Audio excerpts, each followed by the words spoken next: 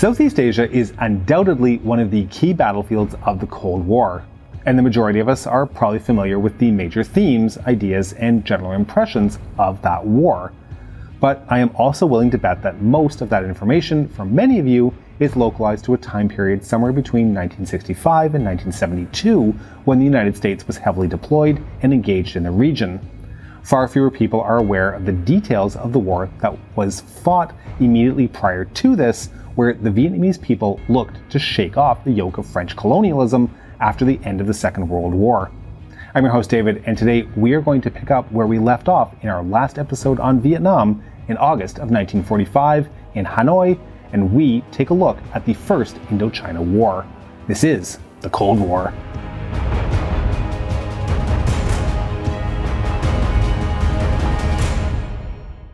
The First Indochina War, which I've also seen referred to as the French Indochina War, holds an interesting position in Cold War history.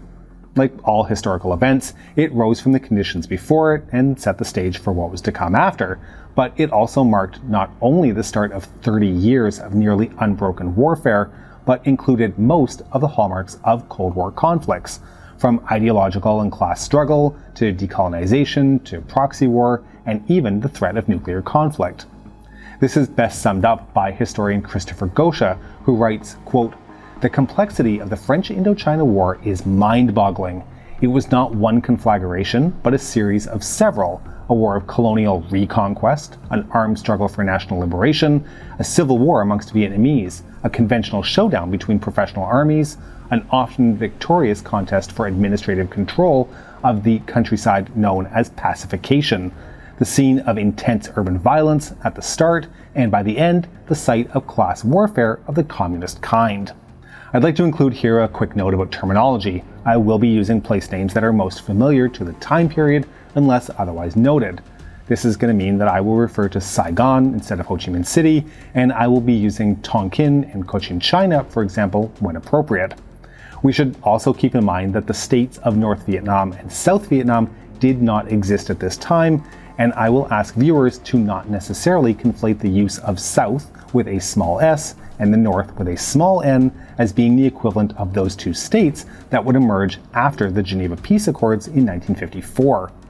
Instead, we have endeavored to use the Democratic Republic of Vietnam, the DRV, to refer to the communist-led, but not actually communist yet, government that operated across both northern and southern Vietnam, as well as the French colonial government and the eventual emergence of the ASV, the Associated States in Vietnam, each of which claimed control over most or all of the territory in question. So we'll start with a very brief recap of where we left off. On September 2nd, 1945, Ho Chi Minh declared the independence of the Democratic Republic of Vietnam. Japan had been involved militarily in Indochina since 1940, but had only assumed direct control in March of 1945. While they had removed French administrators and soldiers from power, their own manpower issues in the region prevented them from solidifying control outside of the major urban areas. Further to this, most of the Japanese military had been moved to the south to face an anticipated Allied invasion. Bao Dai, who had served as Emperor of Vietnam under the Japanese, was convinced by Ho at the end of August to step down and hand over the dynastic sword and seal to the DRV, magnifying their legitimacy in the eyes of the Vietnamese people. This left the Viet Minh with a wide degree of flexibility and latitude to organize and expand in the north at this time. The Viet Minh was the main Vietnamese opposition group and one that represented a broad front of nationalist movements, but was very much dominated by the Communist Indochinese Communist Party led by Ho Chi Minh.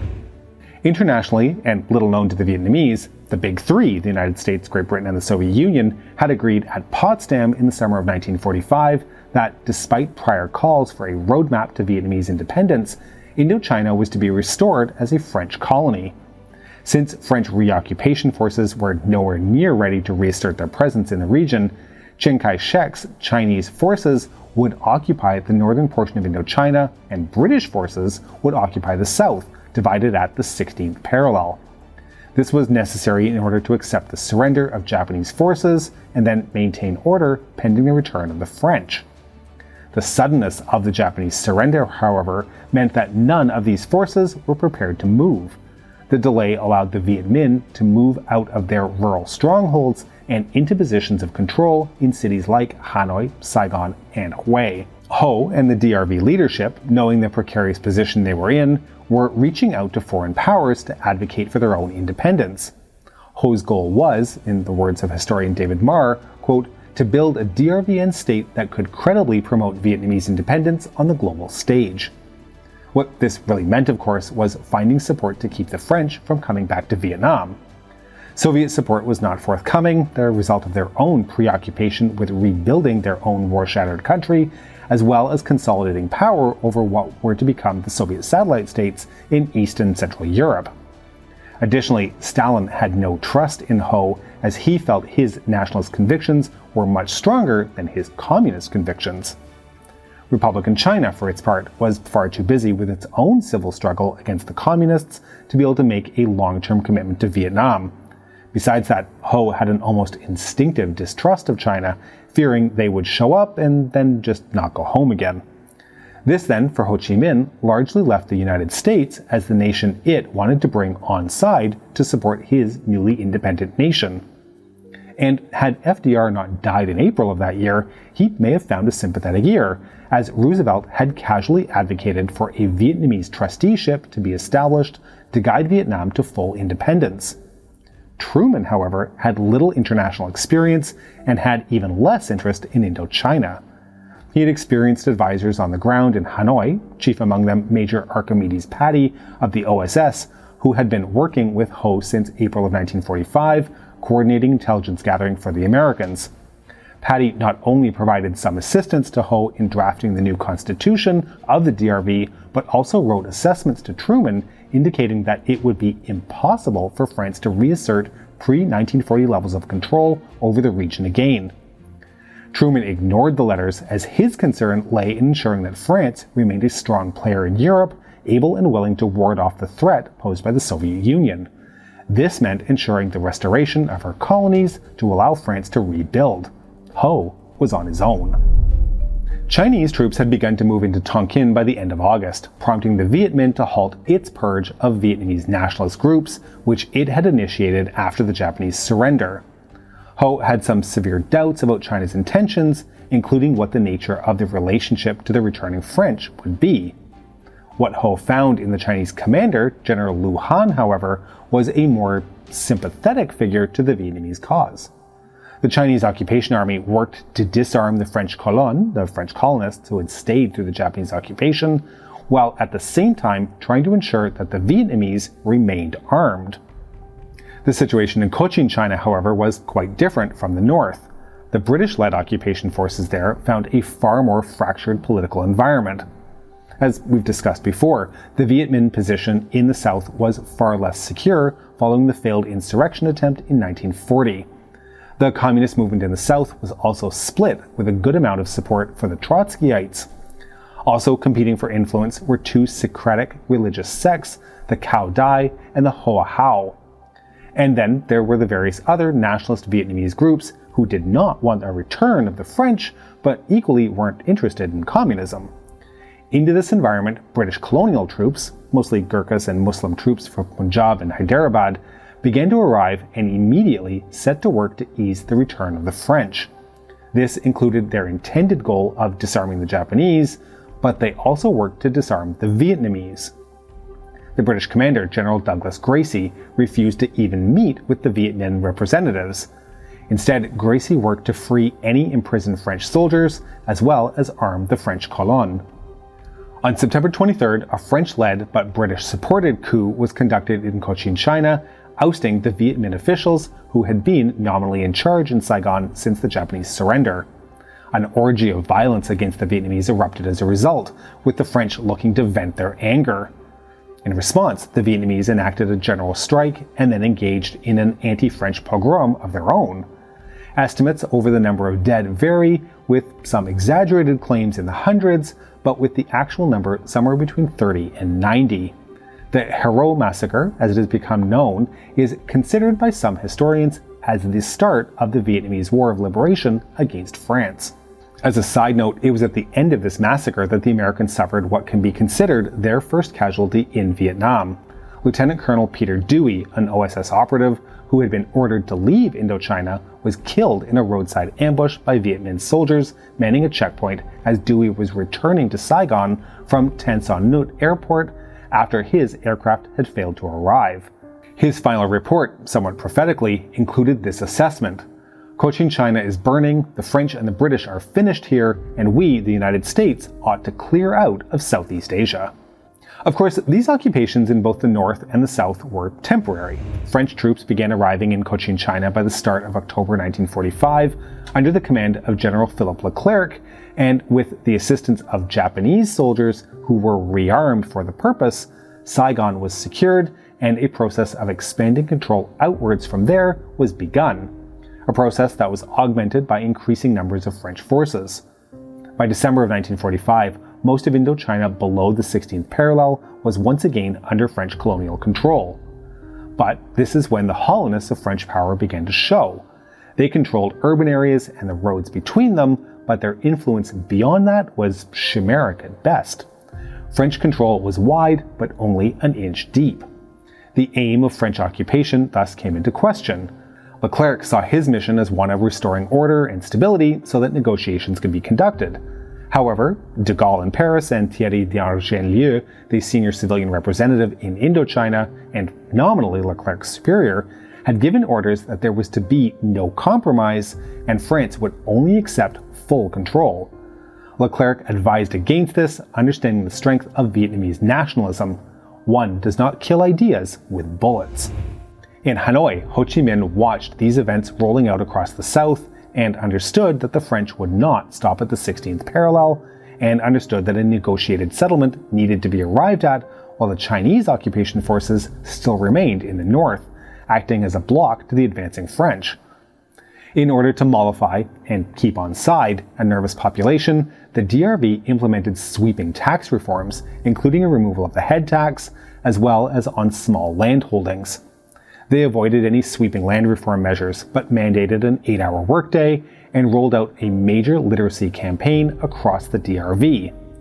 Despite the significant drop in tax revenue from these reforms, a decision was also made to expand and strengthen the army in preparation for the fight everybody knew was coming. This included building a framework for communications, logistics, and intelligence gathering and analysis. It was not an army designed to go head-to-head with the French, but a professional corps was being built. By March of 1946, the French were prepared to move into the north, with Leclerc aiming to conduct a landing against Haiphong with the intent of moving quickly on Hanoi to capture and decapitate the DRV leadership. This was intended to coincide with a planned Chinese withdrawal. However, the Chinese were still keen on ensuring that some sort of negotiated settlement could be arrived at between the DRV and Paris. The French, for their part, however, did not want to engage militarily while the Chinese were still present for fear of a rupture in relations. Equally, the DRV knew it was not yet in any position to take on the French directly, but also knew it was important for the Chinese to leave. Ho's anti-Chinese feelings outweighed his anti-French feelings, and he also felt that over the long run, it would be easier to get rid of the French than the Chinese if they decided to stay. In light of this, the French and the DRV came to a political agreement of sorts. On March 6th, a deal was made where, for a 5-year period, the French would recognize the DRV as a free state inside the Indochinese Union, while the DRV agreed to allow 25,000 French troops to be stationed in the DRV. Both sides also agreed to respect the outcomes of a future referendum to be held to determine the status of the DRV and Cochin China. And before anybody thinks the Chinese were simply being altruistic, they obtained special privileges for Chinese citizens in Vietnam, as well as the French giving up colonial concessions and privileges in China. The March 6 Accords, as they're known, had the effect of allowing the Chinese to withdraw, but more importantly, of giving both the French and the Vietnamese an opportunity to pause and build their strength. It also solidified Ho and the DRV as the sole legitimate voice for Vietnamese independence. While deemed expedient at the time, the pause to allow both sides to reinforce their militaries all but guaranteed the war that was to come. Overall, the Chinese occupation and their refusal to rearm the French, as well as to deny them the ability to return troops above the 16th parallel, gave Ho and the Communists time and protection to train, build, and organize, critical for the events that were to unfold. That this did not happen below the 16th parallel set the stage for the decades of conflict that were coming. Ho Chi Minh departed for negotiations to be held in Fontainebleau outside of Paris. Over the 8 weeks of negotiations, the French, who only ever sent mid-level representatives to the talks, pursued a goal of loose association in Indochina, where France would maintain federal control, but it would still retain full control over Cochin China, which Dargenlieu, without approval from Paris, had declared to be an independent republic within a French federation, and therefore separate from Vietnam. Ho and his delegation refused anything less than independence for all of Vietnam, although was willing to concede to remaining within a loose association to France. At the end of 8 weeks, the Vietnamese walked away from the negotiations with little to show for it, aside from a modus vivendi agreement which allowed for further delay in a settled agreement. Ho got little tangible benefit from this, but he again continued to buy time for Vo Nguyen Giap to continue to strengthen the Vietnamese armed forces. While Ho was in Paris, and while the Chinese troops were withdrawing, Viet Minh security forces moved against several of the main independent Vietnamese groups who were in favor of an independent Vietnam, but also opposed to the communists. This included the Vietnamese Nationalist Party, the Vietnamese Revolutionary Alliance, and Greater Vietnam, all of whom were in the Hanoi area, while Giap's troops moved against them in the countryside. This left the Viet Minh and the DRV the only Vietnamese group with both legitimacy and strength. Giap, a high school history teacher turned revolutionary, was the head of the DRV military. Giap had spent time with Mao's forces in Yan'an in the 1930s and had learned the 3 concepts that he was to apply at home: withdrawal, equilibrium, and general offensive. As part of the first tenet, a general retreat to create secure areas from which to build operating bases had been set up in 2 areas. The Viet Bac in the region of Tonkin north of Hanoi, and is noted for being quite rugged with heavy forest canopy and few roads. This made it highly defensible. The second operating base was set up to the south of the Red River Delta and was far more exposed, but was closer to much needed food and manpower supplies. In the south, Ho had sent Nguyen Binh, a dedicated nationalist, but one who had impressed a number of communist leaders with his ability to lead and his dedication to winning independence for Vietnam. Nguyen set up a base of operations in the Plain of Reeds, within reach of Saigon, and began guerrilla operations against the French. So the Viet Minh had nominal government control of a wide patchwork of land across the north, while the French held urban areas and the main roads, although control of those roads has been described as being only as far as the range of the rifle a traveler would be carrying. In the south, the French had nominal control over most of the area, but in practical terms, this was again largely restricted to urban areas and the main roads. Military incursions by the French into Viet Minh-held areas would see the Viet Minh simply withdraw into the surrounding area, only to return when the French would withdraw back to their bases.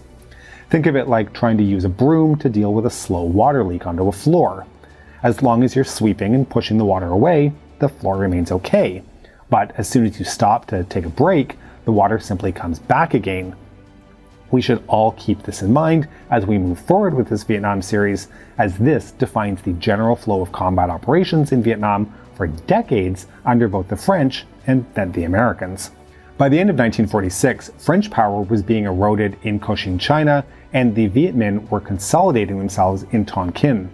This led the French to make a decision, one that would bring about their eventual end in Indochina. Spoiler alert, in case you didn't already know. The French made the decision to go on the offensive. In what was ultimately a battle over financial control, the French looked to assert their ability to collect customs duties on goods being imported into Indochina. In the DRV-held territory, these duties were being collected by DRV officials and made a significant contribution to the limited revenue the DRV was able to take in. So, in an attempt to sever this financial control and reassert French dominance over the DRV, on the morning of November 20th, a French patrol boat stopped a Chinese junk entering Haiphong Harbor, suspected of carrying contraband. This sparked violent clashes, leaving dozens dead on both sides. While the French in Haiphong worked to calm the situation, French leadership in Hanoi ordered all Vietnamese to withdraw from the Chinese and French sections of the port. When the Vietnamese failed to comply in time, French ships in the harbor began shelling the city, killing thousands, with French estimates as low as 300 dead, Viet Minh reports as high as 10 to 20,000, while Ho Chi Minh reported approximately 3,000 dead. The Haiphong incident convinced the Viet Minh that the French had no interest in Vietnamese independence, and the path to war was set. As the French occupied Haiphong and prepared to move north towards Hanoi, the Viet Minh launched a general uprising. This was not done in the hopes of defeating the French then and there, however, but rather to slow down the approaching French, giving time for the Viet Minh's leadership as well as the bulk of its military force to escape from Hanoi and retreat into the Viet Bac. The Battle of Hanoi was fought over a span of 2 months and consisted of intense urban warfare for which the Vietnamese had prepared, including mouse-holing between buildings and constant barricading of the streets to slow any French advance. The outcome of the battle was never in doubt, given how poorly equipped the Vietnamese forces were in comparison to the French, who well outgunned the Vietnamese and were even able to call on air support from nearby Gia Lam Air Base. But the 2-month delay was more than enough time for the Viet Minh leadership to withdraw along with much of their supplies and equipment, including vital radio transmitting gear. The French lost fewer than 200 men in the battle, but it was 200 men that were extremely difficult to replace. This highlighted what was to be France's greatest weakness in the war that had just erupted. Not a lack of materiel or support, but a lack of troops. Paris dared not use any of its conscripted troops in Indochina for fear of the political fallout, so it was forced to rely on volunteers, colonial troops, and of course, the Foreign Legion. Important to note in this also is that the bulk of French from France soldiers were either officers or administrative staff, meaning that the bulk of combat forces were composed of colonial troops, including Vietnamese. Knowing this, Giap stressed that although there was no way for the Viet Minh to defeat the French in head-to-head battles, the path to victory was one of long-term attrition.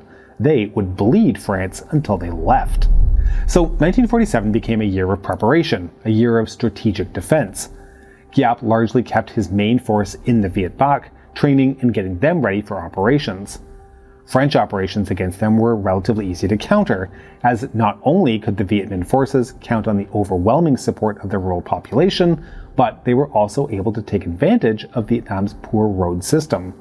For example, even some of the better conditioned roads allowed French traffic to move at a rate of only about 8 miles per hour. The roads were also through heavily wooded and rugged terrain, limiting French ability to bring in heavy equipment like artillery. Given that French doctrine relied on things like mobility and artillery support, their effectiveness was greatly diminished. They were also highly subject to ambushes and hit-and-run tactics. The war being fought has been described by historian Fredrik Logevall as a war without fronts, where the enemy was everywhere and nowhere at the same time. A 1947 inspection tour by General Leclerc, who had been transferred back to France the year before, determined that the 100,000 soldiers in French service were not enough to restore control in Indochina, and that an estimated 500,000 troops would be needed for that to happen. This was a number that was militarily impossible for the French to reach, which meant that a political solution would be necessary. Of course, the best way to gain a favorable political solution was, for the French, to do so from a position of power. This meant that offensives would go on. In order for this to happen, the French needed outside support, and they turned to Washington for this. Paris understood the deepening anti-communism of the United States and looked to leverage it to their advantage. The US might not be interested in supporting a war to restore an empire, but they most certainly would be supportive of a war against communists, right? The Truman Doctrine, announced that year, as well as the growing strength of McCarthyism, was the perfect opportunity for the French to paint a picture of Southeast Asia being lost to communism. To solidify this picture, France began to make moves to remove the colonial stigma.